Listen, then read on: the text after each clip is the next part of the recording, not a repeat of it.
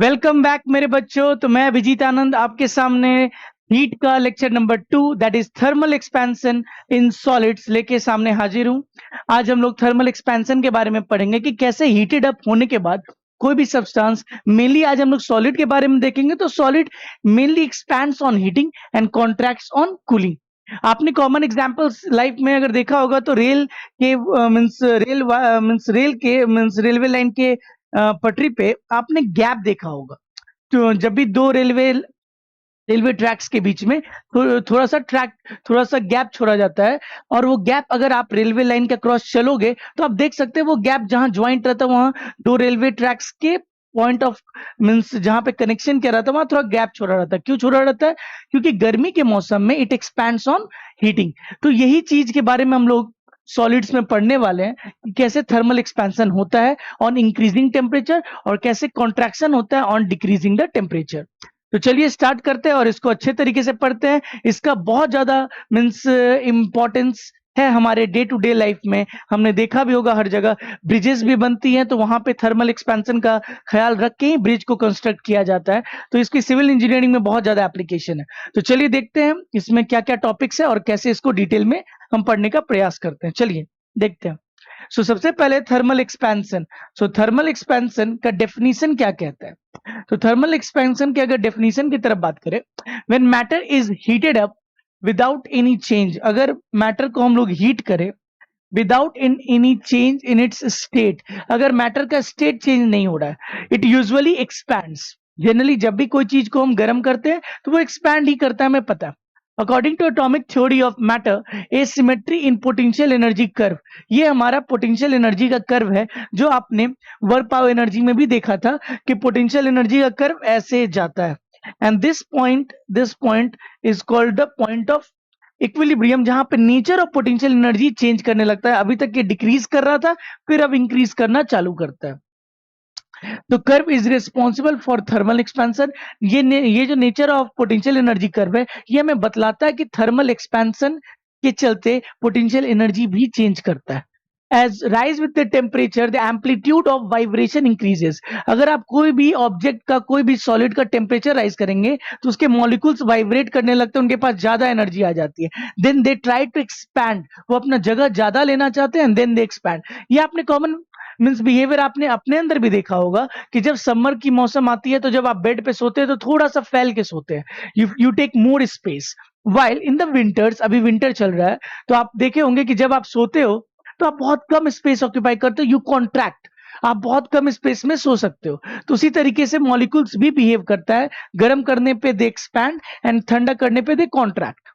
So vibration increases and hence the energy of the atoms increases. So when the temperature of the body has risen, potential energy उसकी बढ़ जाती है क्योंकि vibration बढ़ जाता है, and they want to occupy more space to maintain the stability.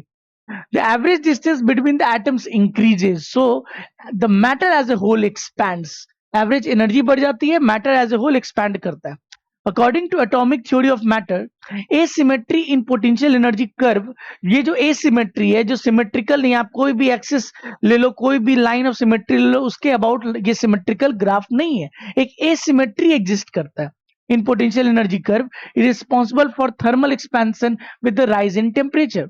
ये asymmetry ही बताता है कि जब भी अगर मीन्स टेम्परेचर राइज होगा, पोटेंशियल एनर्जी इंक्रीज होगी, then it will try to take up more space. हाँ या ना?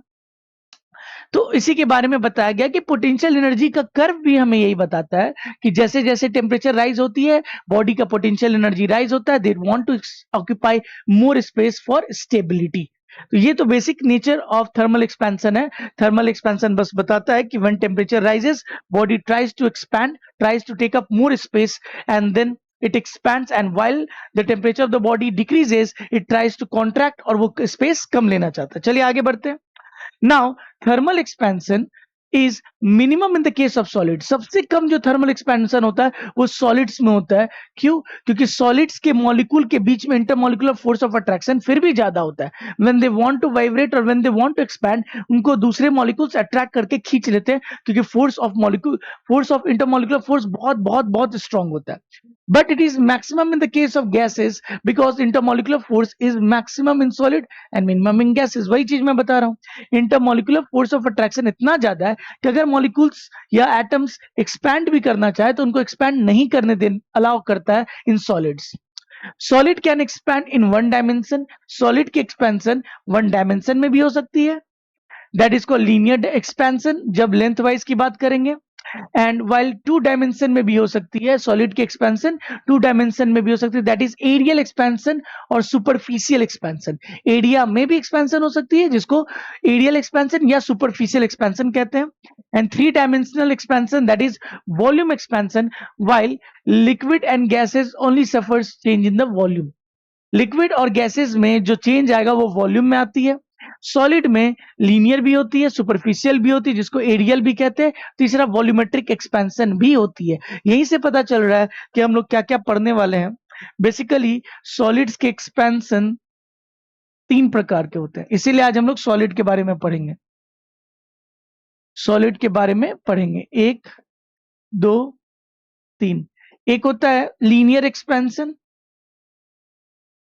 Linear expansion that is basically lengthwise. ये lengthwise होती है.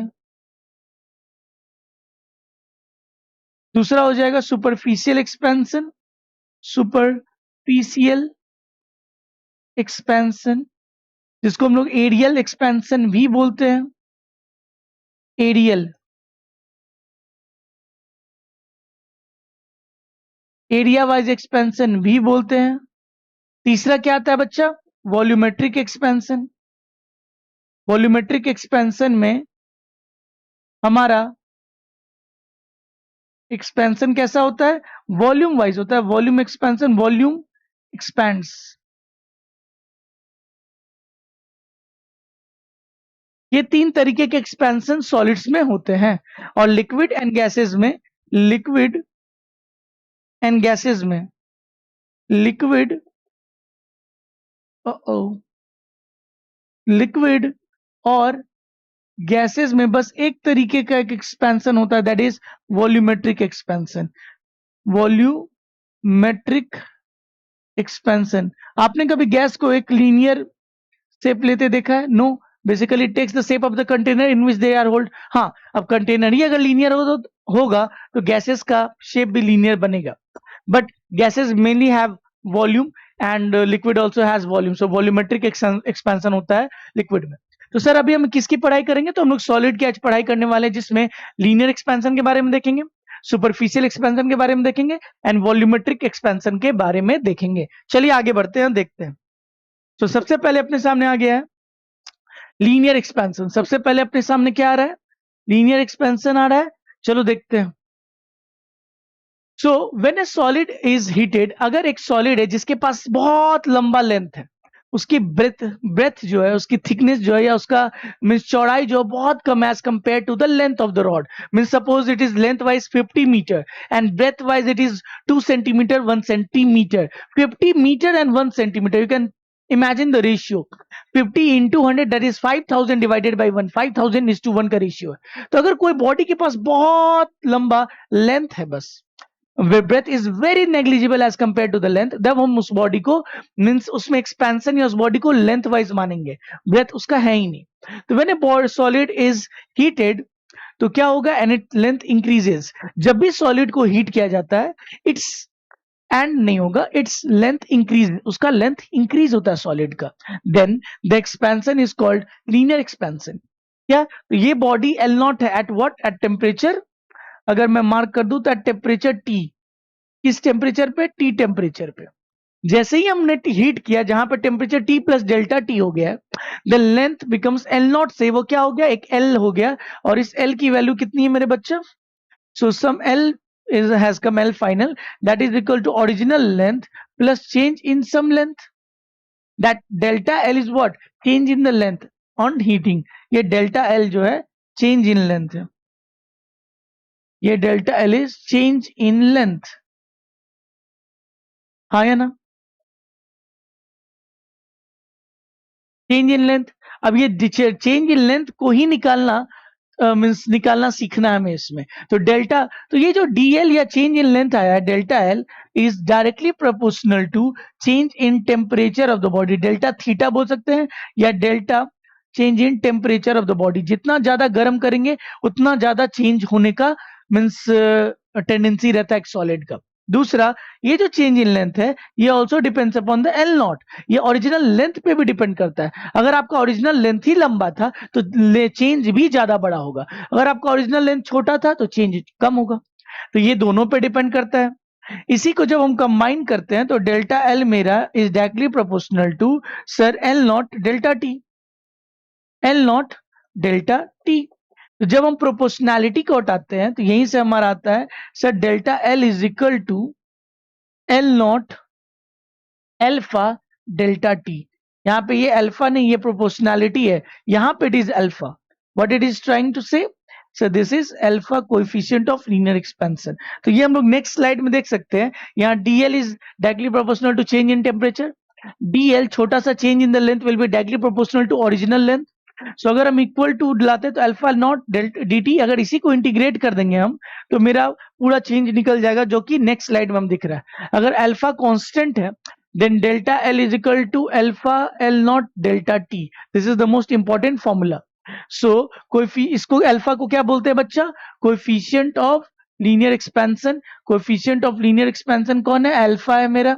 इस अल्फा का वैल्यू क्या हो जाएगा, alpha is nothing but change in length divided by L naught delta change in temperature. तो ये भी कोई फॉर्मूला नहीं बनता, आपको फॉर्मूला एक ही याद रखना है, that is this, very important. Change in length is equal to original length alpha delta theta, हाँ या ना, डेल्टा चेंज इन टेम्परेचर। तो यहां से हम लोग फाइनल लेंथ निकाल सकते हैं L not plus alpha L naught delta T. यहीं से मेरा फाइनल लेंथ का फॉर्मूला जो आता है वो आता है L not 1 plus alpha delta change in temperature. तो ये बहुत इंपॉर्टेंट फॉर्मूला है, that is the final length after change in the temperature. Unit of alpha क्या हो जाएगा, यहाँ पे यूनिट ऑफ अल्फा क्या हो जाएगा अपना, यूनिट ऑफ अल्फा। तो सर यहीं से पता चल रहा है अल्फा का यूनिट क्या हो जाएगा, change in length, that will be metre.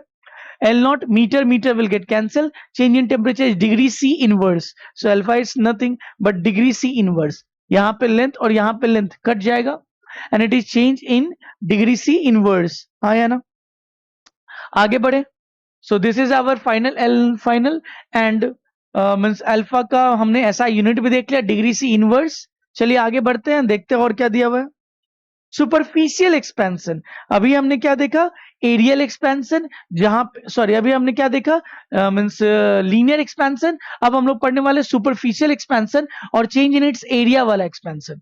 तो अगर बॉडी के पास अब लेंथ के साथ साथ ब्रेथ भी अच्छा खासा है, it has L1 length, it has L2 length, you can C length wise इधर भी है इधर भी है। अब अगर बॉडी को गर्म करेंगे तो ये बॉडी एक्सपैंड करता है, बट एरिया वाइज इधर भी लेंथ एक्सपैंड होता है इधर भी लेंथ एक्सपैंड होता है। तो अगर मैं इस वाले लेंथ की बात करूं तो यहाँ L1 डैश क्या हो जाएगा, sir original L1 into 1 plus alpha delta theta, हाँ या ना। अगर मैं उसी बॉडी का लेंथ वाइज इधर भी एक्सपेंशन होगा, L2 is equal to L2 dash is equal to L2 dash is equal to L2 into 1 plus alpha delta theta. तो एरिया क्या हो जाएगा, sir now area in area dash क्या हो जाएगा, सर L1 या एरिया फाइनल एरिया को क्या लिख सकते हैं, पहले ओरिजिनल एरिया क्या था A not, that is L1 into L2। अब जो नया एरिया बनेगा, अगर मैं इधर से बात करूं L2, अगर मैं इधर बात करूं तो अपना L2 क्या हो जाएगा, बोलिए बच्चा, L2 is equal to sir L2 dash is equal to L2 into 1 plus alpha delta T हो जाएगा, वही चीज वहां लिखा हुआ है। नाउ एरिया डैश या area is equal to L1 dash into L2 dash, तो वही एरिया को लिखा गया यहाँ पे, sir L1 into 1 plus alpha delta theta plus into L2 into 1 plus alpha delta theta. L1 और L2 को मल्टीप्लाई करके पहले लिख दिया गया है, 1 प्लस अल्फा डेल्टा थीटा का स्क्वायर हो जाएगा। सर यहाँ पे भी आपने अल्फा यूज किया, यहाँ पे भी आपने अल्फा यूज किया, ऐसा क्यों, क्योंकि ये एक ही मटेरियल है। Alpha is very much constant for a material, अगर वो कॉपर है तो कॉपर का अपना अल्फा होगा, एल्युमिनियम है तो एल्युमिनियम का अपना अल्फा होगा। एक ही मटेरियल में अल्फा को हम कांस्टेंट मानते हैं। हालांकि alpha also changes with the temperature. In practical life जैसे जैसे आप टेम्परेचर बढ़ाओगे बॉडी गर्म होता जाएगा, उसका अल्फा भी चेंज करता है, बट वो क्वेश्चन में अगर आपको दिया रहेगा तो स्पेसिफिकली मेंशन रहेगा। Otherwise generally 95% of the question में हमारा अल्फा क्या होता है, कांस्टेंट होता है। So what will happen, tell me. So alpha अगर कांस्टेंट है तो 1 प्लस अल्फा डेल्टा थीटा का यहां भी और यहां भी स्क्वायर हो जाएगा। आपको अगर याद होगा बेसिक मैथमेटिक्स में हमने एक फॉर्मूला पढ़ा था, 1 प्लस एक्स का पावर एन बाइनोमियल एक्सपेंशन में। सर 1 प्लस एन एक्स होता है कब, अगर x is pretty much less than 1। अगर x की वैल्यू 1 से बहुत छोटी है तो बाइनोमियल एक्सपेंशन से 1 प्लस एन एक्स होता है। 1 माइनस एक्स का power n is nothing but क्या हो जाएगा बताइए बच्चा, सर 1 माइनस एन एक्स। ये क्या हो जाएगा, 1 माइनस एन एक्स हो जाएगा, ये हो जाएगा। तो ये फॉर्मूला बहुत इंपॉर्टेंट है इन बाइनोमियल एक्सपेंशन के लिए। जब x की वैल्यू 1 से बहुत छोटी होती है तो 1 प्लस एन एक्स होता है, पावर आ जाता है मल्टीप्लीकेशन में, और जब 1 माइनस एन एक्स होता है तो 1 माइनस एन एक्स हो जाएगा। यहाँ पे भी x क्या होनी चाहिए, बहुत छोटी होनी चाहिए एज कंपेयर टू द 1। सो उसी तरीके से आप यहां देखो, ये अल्फा की वैल्यू बहुत छोटी होती है as compare to 1। Alpha is very much less than 1 होता है। तो क्या हो जाएगा, sir 1 plus alpha delta theta का स्क्वायर है, तो ये 2 पहले आ जाएगा। L1 into L2 A not हुआ करता था, 1 प्लस 2 अल्फा डेल्टा थीटा। क्यों, ये फॉर्मूला कहां से आया, यहां से आया। ये फॉर्मूला कहां से आ रहा है, ये फॉर्मूला इसको यूज करके बन रहा है। Where sir alpha is very much less than 1, then ये 2 पहले आ जाएगा, 1 plus 2 alpha delta theta, binomial expansion का फॉर्मूला यूज कर रहे हैं। Now a is equal to A not 1 plus 2 alpha delta theta. तो यहां से हम लिख सकते हैं a is equal to A not plus A naught 2 alpha के बदले बीटा यूज कर लिया हमने। क्या यूज कर लिया, ए नॉट के 2 अल्फा के बदले beta. So here coefficient of superficial expansion is beta, और बीटा की वैल्यू क्या होती है, 2 times of alpha. So change in the area कितना हो जाएगा, A not beta delta theta. So change in area is equal to original area into beta delta T. बहुत important formula है, जहां पे beta is generally how much, sir beta is nothing but 2 alpha. Isotropic materials में जो पूरे body में length wise या breath wise same रहते हैं, वो isotropic property, isotropic means body बोला जाता है। जबकि बॉडी में अगर हम लेंथ वाइज आगे बढ़े या ब्रेथ वाइज आगे बढ़े, बॉडी का प्रॉपर्टी सेम रहता है, वैसे बॉडी को हम आइसोट्रोपिक बॉडीज बोलते हैं। और आइसोट्रोपिक बॉडीज में beta is equal to 2 alpha होता है। इसी तरीके से जब वॉल्यूम एक्सपेंशन आएगा तो वहां बीटा के बदले क्या आ जाएगा, अल्फा, बीटा के बाद क्या आ जाएगा, गामा। देखेंगे हम लोग उसे। So A not is what, original area. A not क्या है, original area, change delta T क्या है, change in temperature. So coefficient of superficial expansion, जिसको हम लोग बीटा बोलते हैं, बीटा की वैल्यू क्या हो जाएगी, सर यहां से बीटा की value delta A by A naught into delta थी। सर डेल्टा ए और ए नॉट का यूनिट कट जाएगा, फिर से delta means degree C inverse आएगी इसकी यूनिट। सो इसकी भी यूनिट क्या होती है, डिग्री सी इनवर्स और Kelvin inverse. Final area is how much, so area final को हम लोग ये भी बोल सकते हैं, A not bracket 1 plus beta alpha not beta delta T. हाँ या ना, ये भी बोला जा सकता है फाइनल एरिया फाइनल को। हाँ या ना, area final is equal to A not 1 plus beta delta theta. So this is superficial expansion. Superficial expansion ये था, इसके बारे में हम लोगों ने देखा कैसे लेंथ वाइज भी चेंज होता है, ब्रेथ वाइज भी चेंज होता है, तो ओवरऑल एरिया में फर्क आ जाता है। और हम लोग बीटा लेते हैं यहाँ पे कोएफिशिएंट ऑफ सुपरफिशियल एक्सपेंशन में। बीटा की वैल्यू मींस कितनी होती है, 2 अल्फा। किसमें, आइसोट्रोपिक मटेरियल्स में। केमिस्ट्री में हम लोग पढ़ते हैं isotropic, anisotropic. So isotropic properties में, आइसोट्रोपिक बॉडीज में beta is equal to 2 alpha होता है। चलिए आगे बढ़ते हैं। नाउ वॉल्यूमेट्रिक एक्सपेंशन, थर्ड वाला जो एक्सपेंशन है अपना, क्या है बच्चा, वॉल्यूमेट्रिक एक्सपेंशन है। थर्ड वाला एक्सपेंशन क्या है, वॉल्यूमेट्रिक। सर एक वॉल्यूम क्या होता है, उसके पास L1 L2 L3 three length होते हैं। कितने लेंथ होते हैं, L1 L2 और L3। हाँ या ना, जब हम गर्म करेंगे तो बॉडी का पूरा वॉल्यूम चेंज हो जाएगा। ये L1 डैश हो गया है, ये L2 डैश हो गया है, ये L3 डैश हो गया है।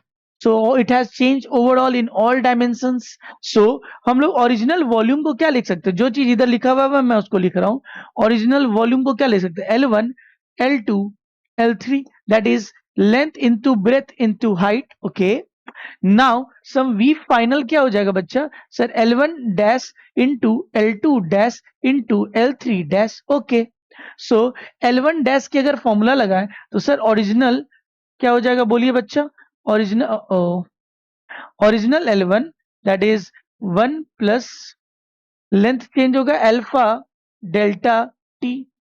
सर हम मान के चल रहे हैं ये बॉडी आइसोट्रोपिक है। अगर हम लेंथ वाइज बॉडी में आगे बढ़े, ब्रेथ वाइज बॉडी में आगे बढ़े, हाइट वाइज बॉडी में आगे बढ़े, प्रॉपर्टी सेम रहते हैं, तो उसमें अल्फा यूज होगा।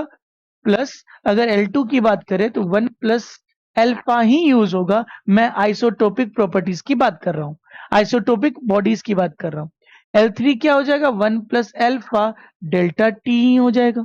सो अगर मैं इन तीनों को मल्टीप्लाई करूं तो आप बताओ मेरे को क्या आ जाएगा, L1 L2 L3। So V final is nothing L1 L2 L3 1 plus alpha delta T का whole cube.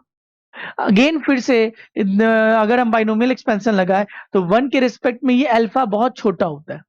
So 1 plus 3 alpha not हो जाएगा। सो this is the same thing which they have used, जहां पे 3 अल्फा के बदले उन्होंने gamma use कर लिया है, और यहां से गामा का वैल्यू क्या आता है, 3 alpha for isotropic bodies. Isotropic bodies के लिए gamma is equal to 3 alpha होता है। सो चेंज इन वॉल्यूम क्या हो जाएगा हमारा, original V not gamma delta T, हाँ या ना। So V naught is the original volume, change in delta T is change in temperature. So final volume क्या हो जाएगा हमारा, sir final volume is V final is equal to original V naught plus V not gamma delta T. तो उसमें common लेंगे तो आ जाएगा। तो अगर मैं इन चीजों को लिखूं एक पेज में, तो लीनियर एक्सपेंशन का क्या हो जाएगा बच्चा, कितने टॉपिक्स हैं, बेसिकली 3 है। एक लीनियर है, linear expansion, superficial expansion, linear superficial, and तीसरा क्या हो जाएगा बच्चा, बोलिए सर, वॉल्यूमेट्रिक एक्सपेंशन।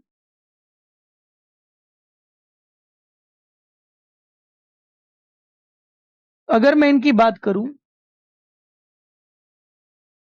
तो यहां पे सर लीनियर एक्सपेंशन के लिए डेल्टा चेंज इन लेंथ कितना होता है, sir original length alpha delta T.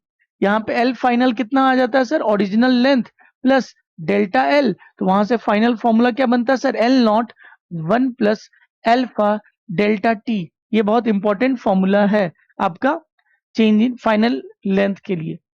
अगर मैं बात करूं सुपरफिशियल एक्सपेंशन का, तो डेल्टा एल क्या हो जाएगा, सॉरी डेल्टा ए क्या हो जाएगा यहाँ पे, तो delta A is equal to original A not beta delta T.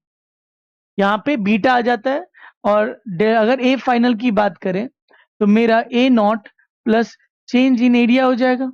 अगर मैं ए फाइनल लिखना चाहूं तो क्या हो जाएगा बच्चा, बोलिए, A not 1 plus beta delta T, हाँ या ना। This is our final area, हाँ या ना। तीसरा क्या हो जाएगा, वॉल्यूमेट्रिक में delta V is equal to V not gamma delta T. तो V फाइनल कितनी हो जाएगी, volume final is equal to original volume plus change in the volume. So V final is equal to, sir V not अगर common ले तो 1 plus gamma delta T, जहां पे sir beta is equal to what, beta is equal to 2 alpha, gamma is equal to 3 alpha. ये formula चलता है, आपको ये याद रखनी है, कोई बहुत बड़ी चीज नहीं है। Alpha beta gamma length area volume ऐसे चलती है। अगर हम लास्ट में देखें तो वही चीज बताया गया है। तीनों की यूनिट क्या होती है अल्फा बीटा गामा की, केल्विन इनवर्स या डिग्री सेल्सियस इनवर्स। नोट क्या बोल रहा है, ध्यान से देखिए ये चीज। The coefficient of the coefficient alpha, beta, gamma for solid are related to each other as follows. For isotropic material, मैं बार बार नाम ले रहा था आइसोट्रोपिक, alpha X, alpha Y, alpha Z तीनों सेम होते हैं। आप एक्स डायरेक्शन जाओ, वाई डायरेक्शन जाओ, जेड डायरेक्शन जाओ, तीनों डायरेक्शन में आपके अल्फा सेम होते हैं, सेम प्रॉपर्टी होती है। So we can say what sir, alpha X, alpha Y, alpha Z is equal to alpha, हम मान सकते हैं, एक नाम दे सकते हैं alpha. Expansion coefficient for isotropic material, sir beta twice alpha होती है, गामा थ्राइस अल्फा होता है। तो यहाँ पे एक रेशियो बनता है what, sir alpha is to beta is to gamma 1:2:3 होता है। और किसके लिए, एनिसोट्रोपिक सॉरी आइसोट्रोपिक बॉडीज के लिए। ये रेशियो याद रखिएगा, पूछा जाता है। सो अल्फा बीटा गामा का रेशियो क्या होता है, 1:2:3। Coefficient of expansion for anisotropic, not isotropic, anisotropic के लिए अगर अल्फा एक्स अलग होगा, अल्फा वाई अलग होगा, अल्फा जेड अलग होगा, तो गामा क्या हो जाएगा सर, गामा यहाँ पे आइसो मीन्स एनिसोट्रोपिक बॉडी के लिए, एनिसोट्रोपिक बॉडी के लिए, एनिसोट्रोपिक बॉडी के लिए अगर मैं बात करूं तो गामा क्या हो जाएगा sir, alpha x plus alpha y plus alpha z. उसी तरीके से बीटा क्या हो जाएगा बच्चा, sir alpha x plus alpha y. हाँ या ना, ये दो फॉर्मूला अलग अलग चलेगा क्योंकि अलग अलग डायरेक्शन में बॉडीज की प्रॉपर्टी अलग अलग होती है। हाँ या ना, तो ये चीज हम देख सकते हैं, वही चीज यहाँ बताया हुआ है कि एनिसोट्रोपिक में, आइसोट्रोपिक में, सर आइसोट्रोपिक में सब सेम रहता है, यूनिफॉर्म रहता है। एनिसोट्रोपिक में अगर लेंथ वाइज जाओगे तो अलग बात होगी, ब्रेथ वाइज आप ऊपर जाओगे सॉरी अलग होगी, और गामा में लेंथ मींस लेंथ वाइज आप मींस सॉरी वाई डायरेक्शन में और जेड डायरेक्शन में अगर आप लेंथ वाइज जाओगे तो अलग बात होगी। So this is the important factor which you have to keep in mind while solving the question, कि क्या क्वेश्चन में दिया हुआ है। जब तक मेंशन ना किया जाए हम लोग आइसोट्रोपिक मान के ही चलेंगे। चलिए अपना पहला क्वेश्चन आज के लिए आ चुका है। So first question of the day, iron rod of 50 centimetre is heated from 20 degree Celsius से 100 तक हीट किया गया है।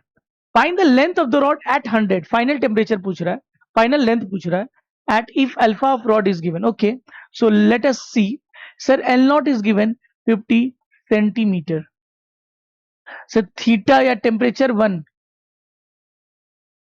Temperature initial is equal to 20 degree Celsius और temperature final is equal to 100 degree Celsius. Alpha वी दिया हुआ, alpha is equal to 12 into 10 to the power -6 degree Celsius inverse.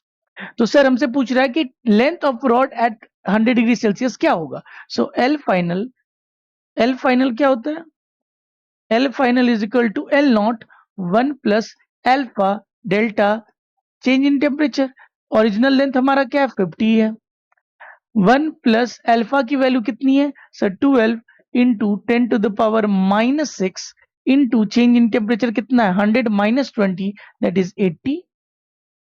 तो अगर हम देखें तो सर 50 1 प्लस 12 8 जा 96 96 0 into 10 to the power -6, so what it will become, tell me sir, 51 plus I think 3 0.0003 है ना, 3 शून्य डालना पड़ेगा 0.0096, so it will become how much sir, 50 into 1.00096, so if I multiply 1.00 point हटा देते हैं 10096 इंटू 5 अगर मल्टीप्लाई कर देते हैं 6 5 जा 33 9 5 जा 45 348,005, so it will become how much sir, अपने पास एक और मींस जीरो था, so will put one more zero and 3 to 5 digits of place 1 2 3 4 5, so 50.48, so final length will be 50.48 centimeter. Since everything was in centimeter, original length was centimeter, so final length will become what 50.48 centimetre. You can see the change, बहुत छोटा change होता है, ऐसा नहीं होता कि आपके आंखों को विजिबल चेंज दिख जाएगा, बहुत बड़ा चेंज आ जाता है, बहुत छोटा माइन्यूट चेंज होता है, आप देख सकते हैं। 50.00 से वो क्या बन गया, 50.48 सेंटीमीटर बन गई है, हाँ या ना। चलिए आगे बढ़े, next question, second number question. A metal rod of silver at 0 degree Celsius is heated to 100, 0 से 100 तक हीट किया जाता है, its length increases by delta L भी दिया हुआ है, तो क्वेश्चन में ऑलरेडी डेटा दिया हुआ है, means temperature initial was given 0 degree Celsius, temperature final is also given 100 degree Celsius, change in temperature delta T is how much, 100 degree Celsius, the means change in length of the rod is also given, that is 0.19 centimeter. Calculate the coefficient of cubical expansion, cubical expansion मतलब gamma पूछ रहा है आपसे, cube में कैसा expansion होगा sir, volume wise होगा, so they are asking cubical expansion और gamma, they are asking gamma, तो सर पहले अल्फा निकालेंगे तो गामा भी निकल जाएगा, so delta L is nothing but original length alpha delta T, तो क्या बोल रहा है, इट्स लेंथ इंक्रीज बाई कितने टाइम से, 0.09 0.19 सेंटीमीटर, कितने से, by it is increased by 3 times or by, so it is saying not delta L, it is not given delta L, they have given you delta L upon L, length of the rod has increased by 3 times, so by 3 times मतलब पहले original L था अब 3L हो गया है, so something like that, so delta L by L is given 0.19 centimetre, so यहाँ से हम निकाल सकते हैं what is alpha, alpha is delta L by L divided by delta T, so 0.19 centimeter divided by increased by delta L, it is increased by 3 meter, so अगर हम delta L की बात करें तो basically delta L by L तो centimetre में नहीं होना चाहिए क्योंकि unit will get cancelled out, so it is not by means language problem is there, we can see the unit, it is 0 means centimeter it is given, so they are basically talking about in 1 centimeter, it is a metal rod of silver is heated, so they haven't given you the original length, so I can say delta L is given, change in length is given, its length is increased by 0.19 centimeters, so if I will take the ratio the unit will get cancelled, so it is basically nothing but 0.19 centimeter only, delta L is given, so original length will be 1 centimeter, 1 centimetre में इतना है और 100 centimetre is given by 100 centimetre ले लेंगे, उसमें increase हुआ होगा. Now coefficient of cubical expansion of the silver rod, so if I see delta L is equal to original L alpha change in temperature, suppose means delta L is given, that is 0.19 centimeter is equal to original length is not given, I am considering it as 100, थोड़ा सा missing है, L not आपको 100 centimetre लेके चल रहे हैं हम लोग, तभी उसमें 0.19 सेंटीमीटर का ये दिया होना चाहिए था, क्वेश्चन में मिसिंग है. सो अगर ओरिजिनल लेंथ को 100 सेंटीमीटर माने, अल्फा निकालना है मुझे, delta change in 100 centimetre, so what is alpha sir, 19 by into 10 to the power minus 6, yes, seems to be like correct. क्यों correct? Why it is correct? How did I come to know it is correct? If you see in the last case it was given 12 into 10 to the power minus 6, so here it is coming 19 into 10 to the power minus 6, so therefore what is gamma, it was confusing because original length was not given, that's why I had to think it cannot have unit, अगर ratio होता delta L by L होता तो unit नहीं होना चाहिए, but अगर unit दिया हुआ then it is delta L only, so 3 times of alpha, so 3 into 19 into 10 to the power minus 6, so it becomes 57 into 10 to the power minus 6 centimeter inverse, not centimeter, Celsius inverse. Let's move ahead. This was second question. Now third question of the day.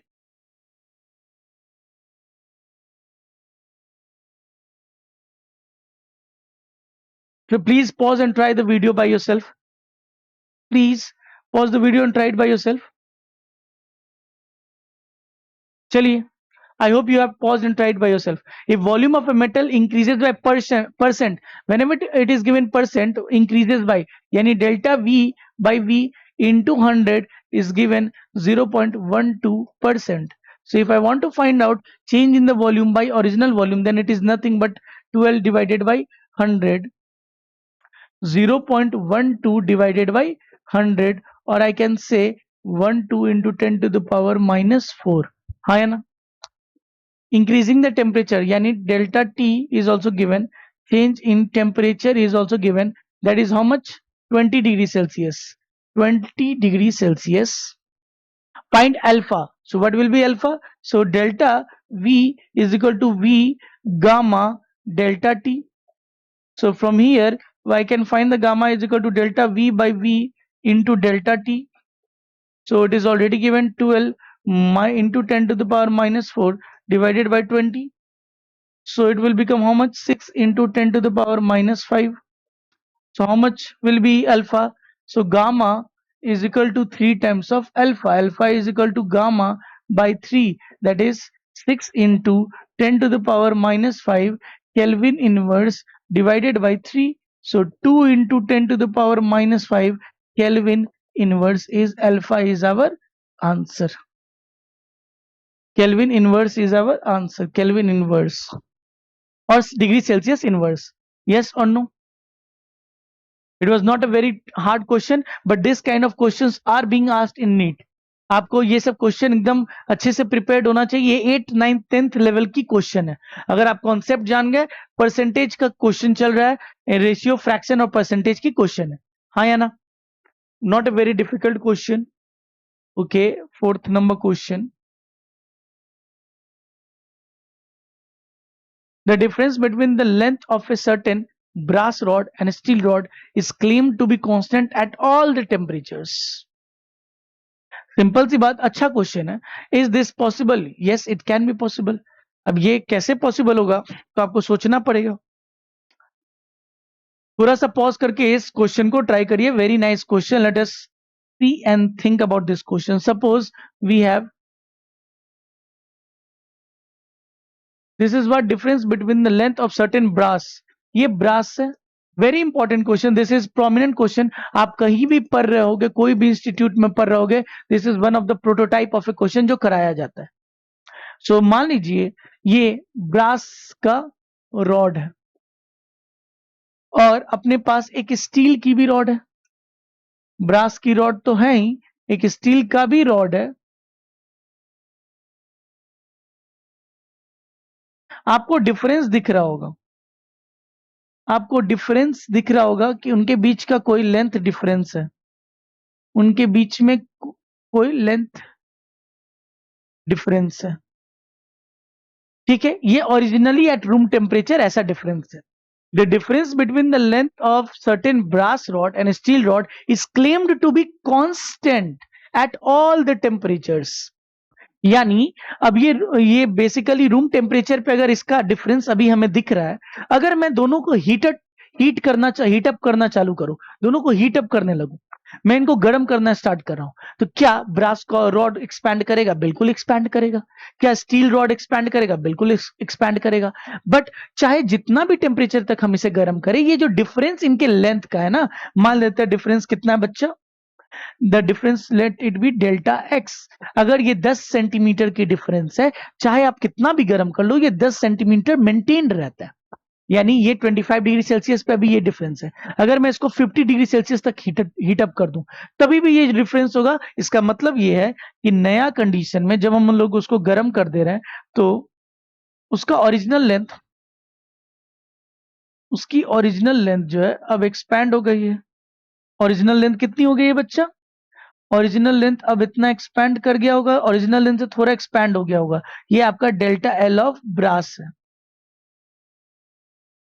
और उसी तरीके से अगर आप बात करो, means I am now comparing it with this line. आप उसी तरीके से अगर देखोगे, तो अगर ये डेल्टा एल एक्सपैंड हुआ है, तो अपना जो स्टील रॉड होगा वो भी तो एक्सपैंड करेगा. थोड़ा सा देखो.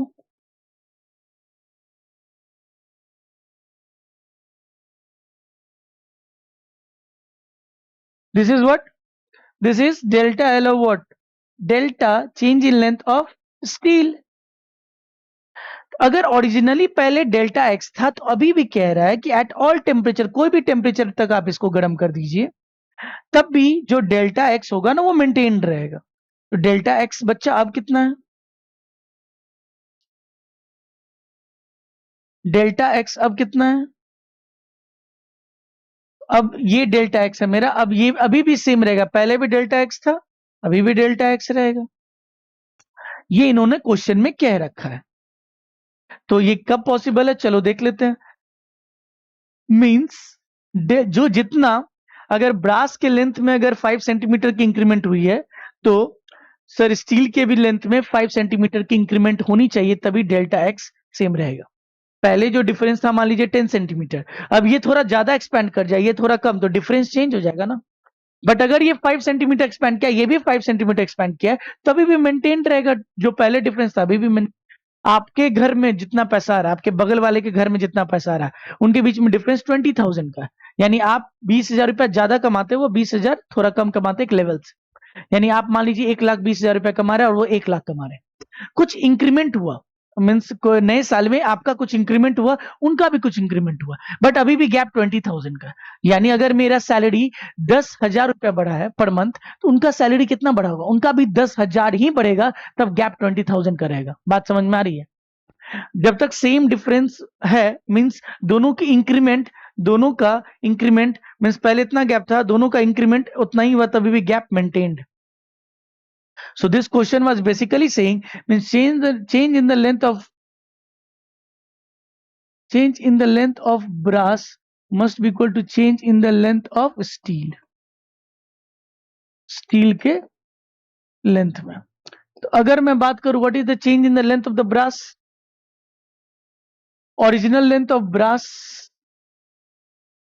into alpha of brass delta T is equal to original length of steel into alpha of steel into same change in temperature। Sir ये और ये तो कट जाएगा, ये और ये तो कट जाएगा, implies sir L brass alpha brass must be equal to L steel alpha steel। अगर ऐसा हो जाए तो मेरा काम बन जाएगा। This is the formula which should be holded for this thing to happen. So is this possible? Yes, this is possible. How it is possible? If this principle is followed. L brass into alpha brass is equal to L steel into alpha steel। अगर ऐसा हो जाए तो मेरा काम बन जाएगा।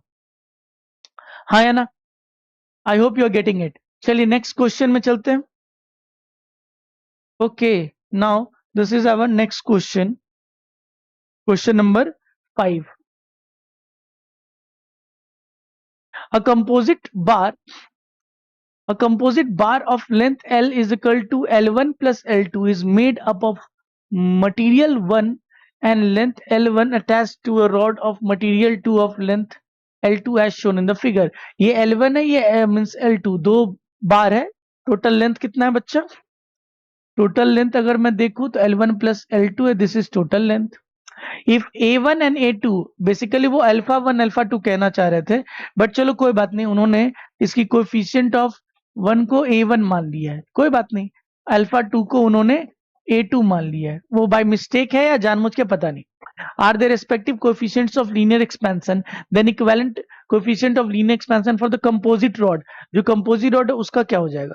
तो अगर चलिए लिखते हैं हम एक्सप्रेशन, तो बेसिकली हम लोग एक चीज तो जानते हैं क्या, कि total change in the length of the rod होगा, वो किसके बराबर होगा sir, change in the length of the rod of 1 plus change in the length of the rod 2। अगर ये दोनों रॉड, ये जो फाइनल रॉड बना हुआ वो दो रॉड के मिक्स्ड होने से बना हुआ है, तो टोटल चेंज कितना हो जाएगा इस पूरी रॉड में, कंपोजिट रॉड में, जो रॉड नंबर 1 में चेंज आएगा प्लस जो रॉड नंबर 2 में चेंज आएगा, दोनों को मिला दिया जाए तो उतना मेरा टोटल चेंज हो जाएगा। हाँ या ना? तो चलिए इसको अगर लिखते हैं तो what is change in the final, that is final length is L final जो था मेरे पास, basically total length of composite rod L composite into alpha equivalent into change in temperature is equal to original length L1 का alpha 1 था, alpha 1 यहाँ पे मान लेते हैं अभी अल्फा 1 है, change in temperature plus alpha 2 sorry L2 alpha 2 change in temperature, change in temperature, change in temperature, change in temperature. So L final is how much? L composite L1 plus L2, यही तो था original length. L1 और L2 का addition ही final length of the composite rod था।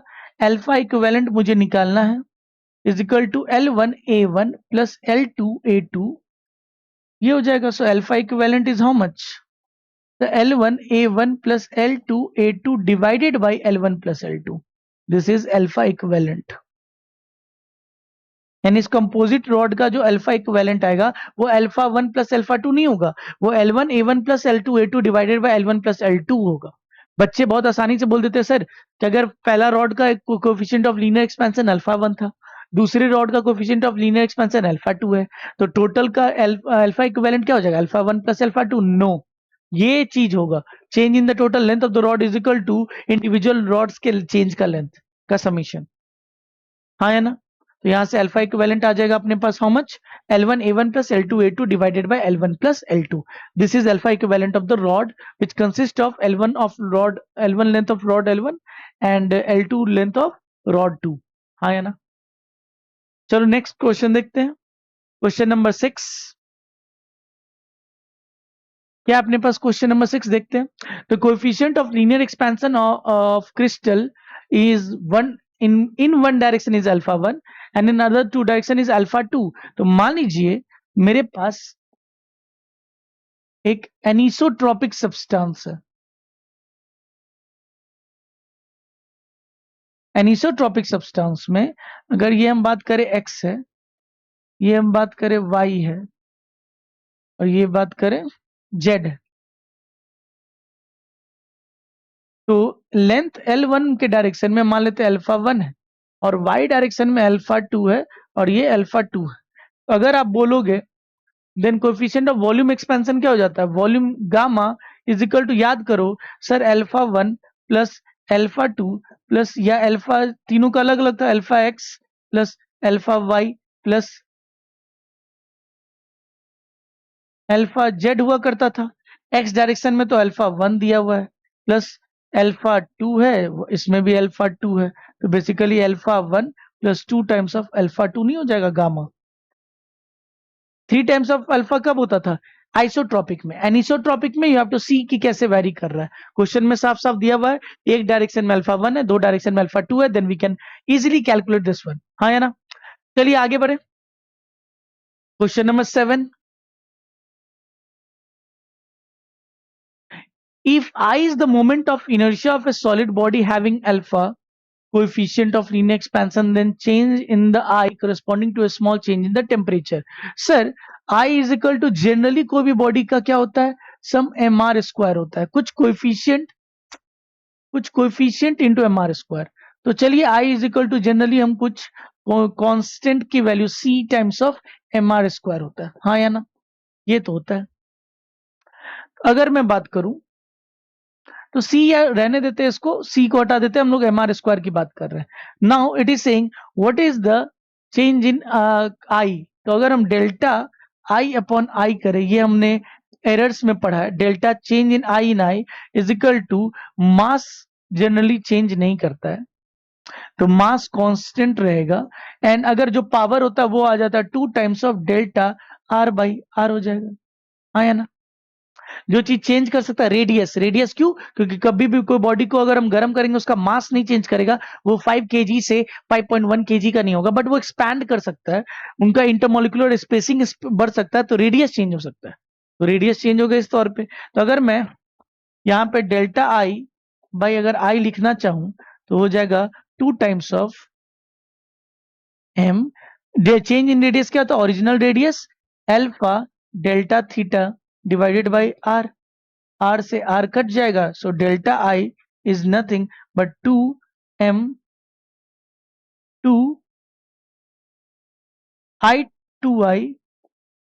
2i m alpha delta T हो जाएगा, 2i m delta ये कोई फॉर्मूला नहीं है, बट ये आसानी से निकाला जा सकता है।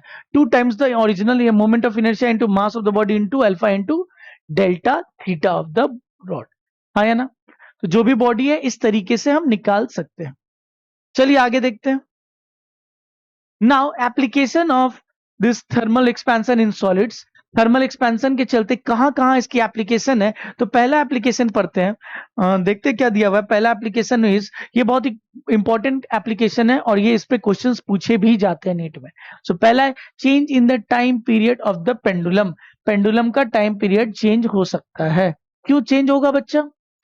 क्योंकि इस टाइम पीरियड में लेंथ ऑफ द पेंडुलम आता है, और जैसे ही हम कोई पेंडुलम को गर्म करेंगे तो लेंथ चेंज हो सकता है, तो टाइम पीरियड चेंज हो सकता है। तो एक पेंडुलम क्लॉक्स की प्रॉपर टाइम एट, मान लीजिए टेम्परेचर थीटा, मान लीजिए वो प्रॉपर टाइमिंग देता है थीटा टेम्परेचर पे। नाउ टेम्परेचर बढ़ जा रहा है, गर्म हो रहा है, इंक्रीज टू थीटा डैश। अब बहुत 20 डिग्री पे देता था correct temperature, correct time 20 degree Celsius पे, अब टेम्परेचर मान लीजिए राजस्थान में चले गया 45 डिग्री सेल्सियस हो गया। Then due to linear expansion the length of the pendulum increases and hence time period change हो जाएगा। तो टाइम पीरियड जनरली हम लोगों ने बचपन से पढ़ रखा है, 2 pi root under length by g effective होता है। तो लेंथ तो चेंज हो सकता है रॉड का, जिस मटेरियल का बना होगा, कॉपर का होगा तो कॉपर, आयरन का होगा आयरन, जिस मटेरियल एल्युमिनियम का बना होगा तो एल्युमिनियम का अल्फा, किसी का भी। तो time period is equal to 2 pi root under L by G. तो अगर यहां से हम लिखें time period 2 pi by G का पावर हाफ, एल का power half. Now we are want means we want to see the change. अगर हम ध्यान दें तो देखो, टाइम पीरियड एक constant and then some value of L. तो चेंज इन टाइम पीरियड, ये लोग हमने एरर एनालिसिस से ये फॉर्मूला सीखा है। Change in time period with respect to original time period is equal to constant change नहीं करता है, कांस्टेंट चेंज नहीं करता है। हाँ या ना? कांस्टेंट आपका चेंज नहीं करेगा, कांस्टेंट आपका रह जाएगा। चेंज यहाँ पे जो हमने लिखा था ना लास्ट टाइम फॉर्मूला में, यहाँ पे आपका मास चेंज कर नहीं रहा है तो मास कांस्टेंट रहेगा। तो आप मास को रख सकते हैं, mass will come out of this one, and हम यहाँ पे direct 2 times of R by R लिख सकते हैं, या 2 times of R by R लिख सकते हैं। यहाँ पे एम हट जाएगा आपका, यहाँ पे आपका एम हट जाएगा। This is alpha 2। So change in the moment of inertia, change in moment of inertia becomes original moment of inertia 2i, 2 हो जाएगा 2i अल्फा डेल्टा टी। जिसमें चेंज होता है बस उसी को हम लोग लिखते हैं। उसी तरीके से यहाँ पे क्या हो जाएगा, सो change in time period by original time period, constant में कोई चेंज नहीं होता है, 1/2 times of delta L by L हो जाएगा, change in the length bye original length. तो यहाँ पे हम लिख सकते हैं सर, क्या हो जाएगा बोलिए बच्चा? Sir original change in time period is nothing but, अगर मैं ओरिजिनल टाइम पीरियड के तो हाफ, चेंज इन लेंथ क्या होता है सर? Original length.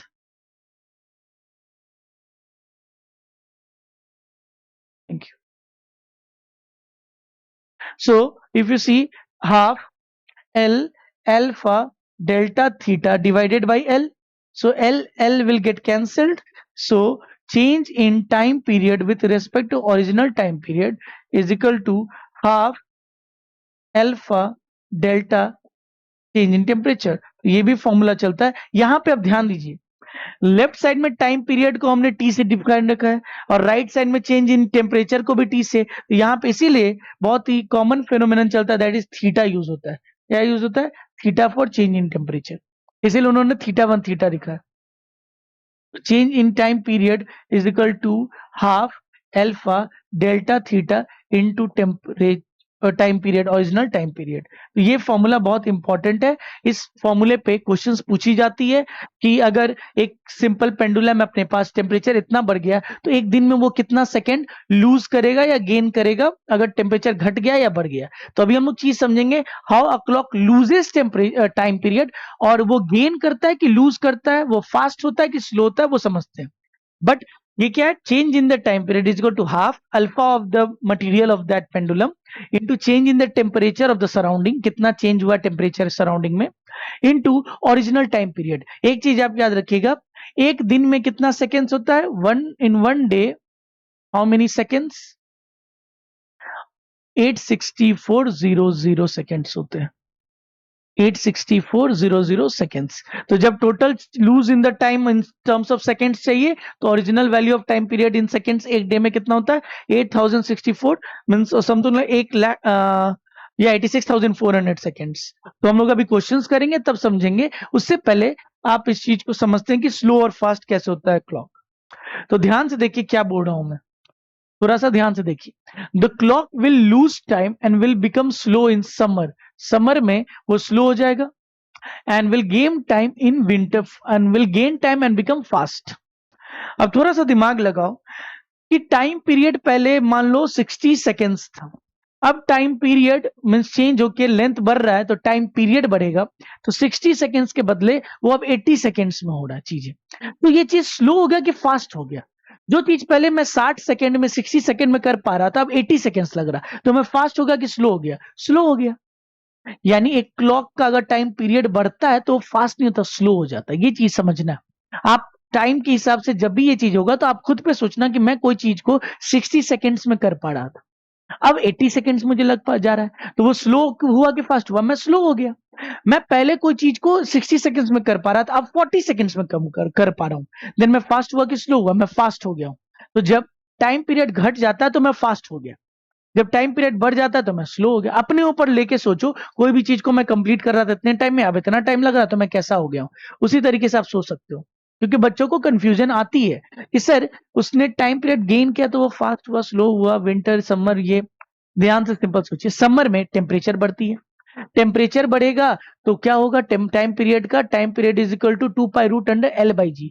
टेम्परेचर बढ़ने से लेंथ ऑफ पेंडुलम इंक्रीज होगी, लेंथ इंक्रीज होने से time period directly proportional to the length, time period बढ़ जाएगा। जो चीज 60 सेकंड में हो रही थी 60 सेकंड में, वो अब 80 सेकंड्स में हो रही है।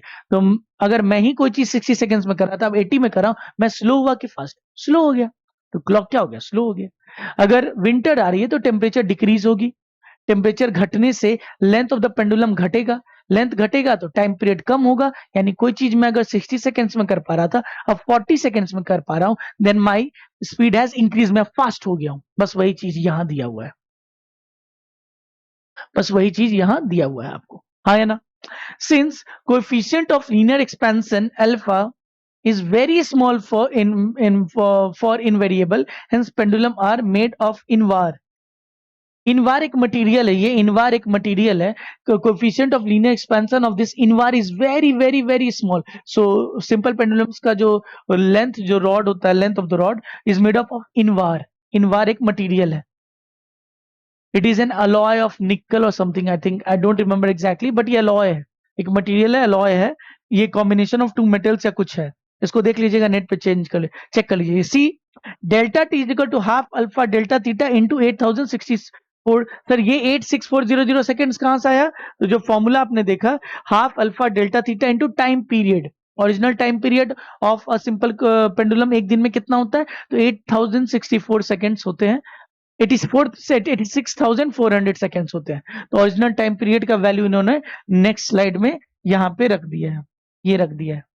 तो हम change in time loss, time period का लॉस बता सकते हैं, गेन बता सकते हैं। लॉस कब होगा टाइम पीरियड का? सर समर में। गेन कब करेगा? विंटर में, याद रखिएगा।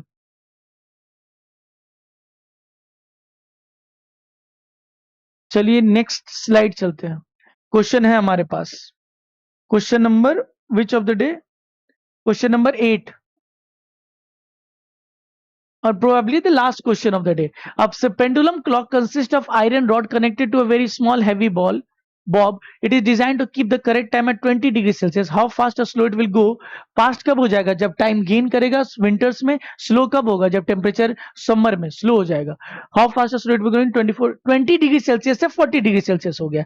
तो since temperature has increase, theta initial is equal to 20 degree Celsius, theta final कितना हो गया है? 40 डिग्री सेल्सियस। तो सर सिंपल सा formula, change in the time period is equal to half alpha delta theta into original time. तो time period कितना lose या gain करेगा? इट विल लूज होगा, क्योंकि टेम्परेचर बढ़ा है, टेम्परेचर बढ़ेगा टाइम पीरियड बढ़ेगा, तो लूज हो रहा है, समय लूज हो रहा है। हाफ अल्फा की value, sorry, into 1.2 into 10 to the power -6 into change in temperature 40 minus 20 20 into original time period. It is showing how fast slow it will go in 24 hours. तो time period इन 24 hours कितना होता है 8640 ये value आपको short notes में रखनी होगी, याद रखना होगा, सिंपल सी बात है. So it will become how much 0.6 कितना हो जाएगा sir just multiply and get the value what ever it will come. So 864 into 2 into 6. So 864 into 12. 4 2 जा 8 6 2 जा 12 17 4 6 8 8 6 13 and 9 10. So 10 360. So 10 368 and the value is means 2 zeros and 1 decimal will be kept. So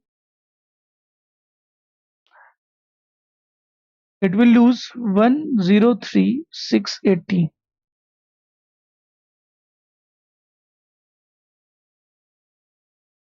into 10 to the power minus 6 भी तो है into 10 to the power minus 6.